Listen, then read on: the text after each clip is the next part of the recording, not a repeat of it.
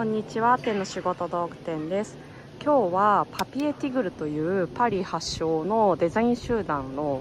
文房具とかも出してるんですけど、そこのアトリエラボにちょっと遊びに行こうと思います。7月25日で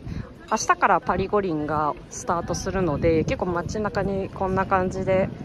のんびりできるスポットとか、あと旗がこう出ていたりとか、なんかねオリンピック仕様になっています。で今日は午後、行くよって伝えてあって、午後の定義がフランス人の場合どれぐらいなのかわかんないので、とりあえず今午後2時ぐらいを到着を目指して歩いています。すごいね、緑が多くて川沿いらしいんですけど、この川沿いですね、めちゃめちゃいいところにある。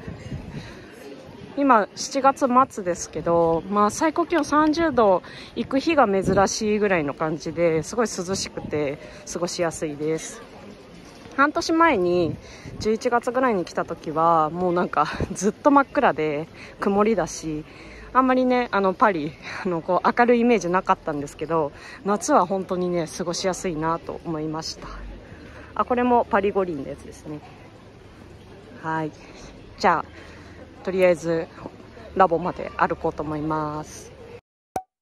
はい、ここからはいつも通りアフレコでお届けします。川沿いを歩くこと数分、パピエティグルのねスタジオに無事到着しました。14時ちょっと過ぎぐらいかな。パピエティグルのスタジオが入っている建物は、なんと1895年に建てられた元発電所。フランスのね、歴史的建造物に指定されていて、改装などはできず、このまま使うことが、入居の条件のようです。そんなエントランスを抜けて、こちらがオフィススペース。こちらはね、綺麗にリノベーションされていて、近代的な感じです。まだね、オフィス移転したばかりで、撮影のね、3週間前に引っ越してきたそうで、一部ね、未完成のところも、ありました。にしても綺麗ですね。で、オフィスを訪れたのが7月末ということもあって、みんなね、バカンスに行っているらしくて、人は少なめ。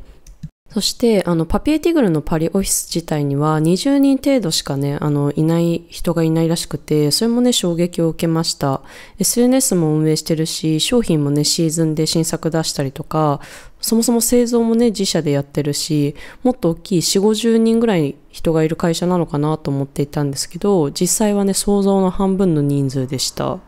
パピエティグルに来る前にベルギーのノートメーカーにもね実は見学行ってて、そこもね10人程度のことでした。いろいろとね衝撃を受けつつ、パピエティグルは日本支店があるので日本グッズがちょこちょこあって癒されるねオフィスでした。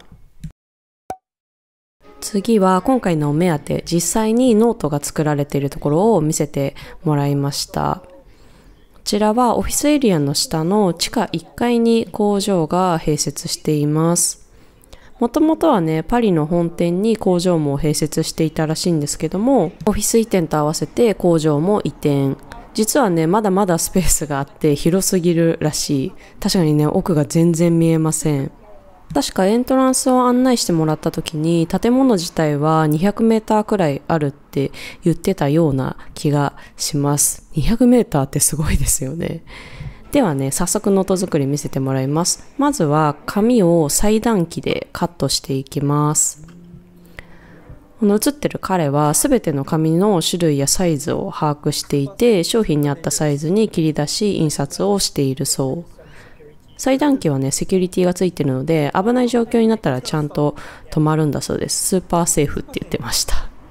見ていてね、気持ちがいいんですよね。スパパパパーンとすごい数の紙がカットされていきます。で、紙のカットが終わったので、次は印刷です。工場の端っこに大きなね、キャノンのプリンターがありました。シンディというね、名前で呼ばれてるそうです。かわいいですね。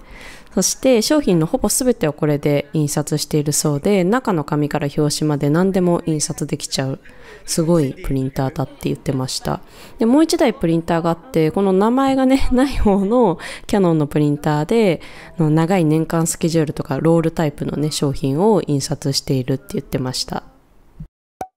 次はこちらの機械、プリンターや裁断機はなんだかんだテレビや SNS で見たことがあったんですけど、こちらはね、初めましてですね。皆さんはこれ何の機械かわかりますか？正解はですね、この上についているフィルムロールを熱で紙に圧着する機械だそうです。で、圧着すると紙がねマットな手触りに変わります。確かにスベスベ。機械の使い方はシンプル。印刷した紙を差し込み口からこんな感じで差し込むと自動でね紙が送られていきます。オリジナルノートとかね、ステッカーを私も作って印刷所に発注するときに光沢加工とかね、マット加工などオプションをね、選べるところが多くて、そういう紙とかインクをね、使うんだと思っていたんですけど、後からフィルムを圧着しているのかとね、学びになりました。ちなみに動画に映ってるのは最近発売開始した新作のね、デザインだそうです。日本だとね、まだ未発売かな。大きい紙に複数冊分の表紙を印刷していたりするので、再度ね、裁断機でカットしていました。端材もカラフルですごいね、おしゃれなんですよ。こちらはリサイクルにね、持ち込んでいるそうです。で、ちなみに裁断機は足でペダルを踏むことで機械を作動させていて、手も足もね、使うので混乱しそうだなぁと思ってました。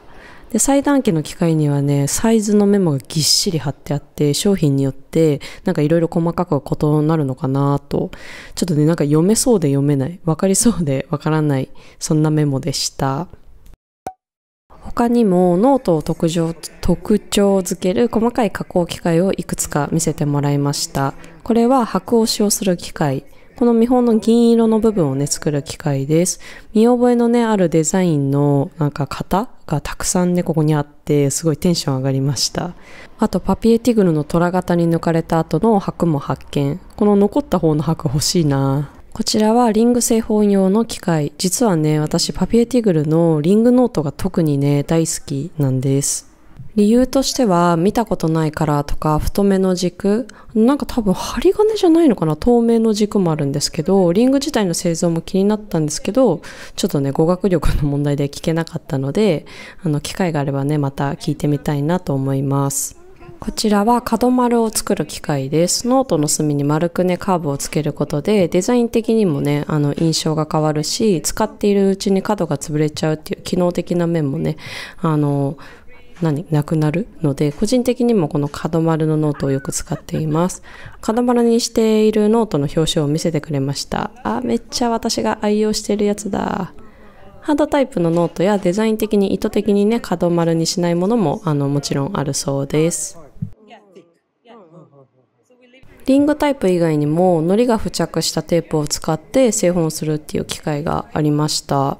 多分ね、針と糸を使わない無線綴じと呼ばれる製本だと思うんですが、この機械にね、テープとノートの紙を入れてスライドさせると熱で圧着して製本できるそうです。大学時代に授業で無線綴じを手製本した記憶があるんですけど、まあまあね、手間がかかった記憶があって、機械すごいなって。ただでもね、セットとか人の手がね加わっているので量産するのは大変そうだなと思いました。ということで今回は私が愛用している文房具ブランドのパピエティグルのスタジオの様子をお届けしました。各工程はね機械でやっているので品質がねしっかり担保されつつも一冊一冊人の手とか目が行き届くような生産現場だったなと思います。人が立ち入らずガンガンにね大きな工場で作っているのかなと思っていた、来る前のイメージとは結構大きく異なり、意外とねミニマルでデザインの段階から生産のね相談ができそうだなとかね、あと細かい仕様のアイデアがこう現場を見ながら思いつきやすい感じなのかな、クリエイティブな現場だなとね羨ましい気持ちになりました。はい。またパピエティグルは日本にも支店があるので、ぜひね機会があれば皆さん行ってみてくださいね。今回は工場の中を見せていただくという、ちょっと当店の動画では今までにないチャレンジをしてみました。手元がね揺れてたりとか画面画角とかねちょっといろいろ見にくい点もあったかなと思うんですけど、今後も機会があればチャレンジしていきたいなと思ってます。もっとねこんな部分見たかったとか知りたかったよっていうことがあったらコメントでぜひ残してください。最後までご覧いただきありがとうございます。最近ね、文房具の紹介の動画があんまり撮れてないので、次回は文房具紹介したいなと思ってます。またねー。